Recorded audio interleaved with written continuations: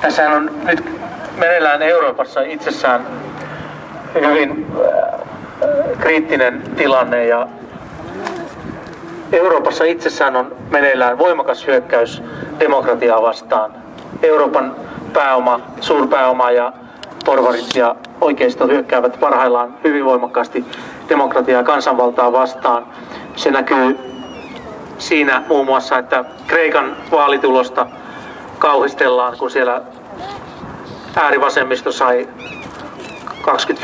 25% ääniä yhteensä. Meillä kokoomus saa saman verran ääniä kuin Kreikassa äärivasemmisto. Ja sitä ei hyväksytä. Kansanvalta on ihan ok, kunhan kansa ei äänestä väärin. Ja Suomessa Björn Wahlroos kokoomuksen tukemana on ilmoittanut, että demokratiaa pitää rajoittaa ja kaventaa markkinoiden vallan hyväksi. Tämä on aivan avointa puhetta oikeiston taholta. Ja samaan aikaan, kun meillä Euroopassa ja Suomessa hyökätään demokratiaa vastaan, sitä ollaan viemässä vientituotteena näihin maihin, mihin nyt imperialismi aikoo hyökätä, eli Iraniin, Syyriaan, aiemmin Libyaan, Irakiin, Afganistaniin, Kosovoon, Balkanille.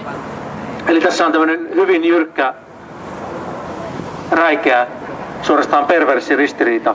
Samat tahot, jotka hyökkäävät demokratiaa vastaan kotimaissaan, ovat viemässä sitä ulkomaille väittäen, että he vievät aitoa demokratiaa, jota he eivät todellisuudessa edes kannata, kuten me nyt näemme täällä Euroopassa.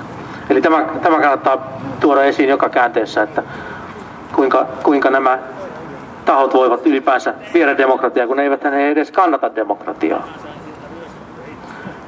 Ja tässä jos puhutaan siitä, mitkä maat kohdistuvat, mihin maihin kohdistuu tämä sotilaallinen painostus ja uhka, niin ne ovat aina jotenkin niitä maita kummallisesti, missä on jotain luonnonvaroja saatavilla.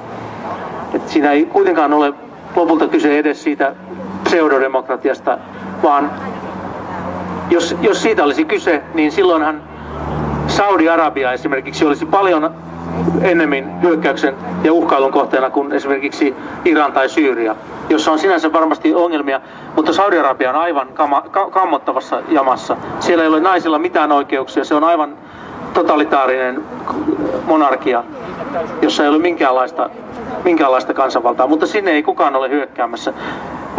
Kysymys miksi ei? Vastaus, se on USA:n tärkein liittolainen ja rahoittaja. Siksi Saudi-Arabia on ihan ok kansainvälisen yhteisön mielestä. Tässäkin paljastuu se, että todellisuudessa kyse ei voi olla edes demokratiasta. Koska jos siitä olisi kysymys, tämä prioriteettilista olisi aivan toisen näköinen. Nämä seikat kannattaa muistaa. No toistaiseksi mun puheenvuoro oli tässä. Kiitoksia kaikille.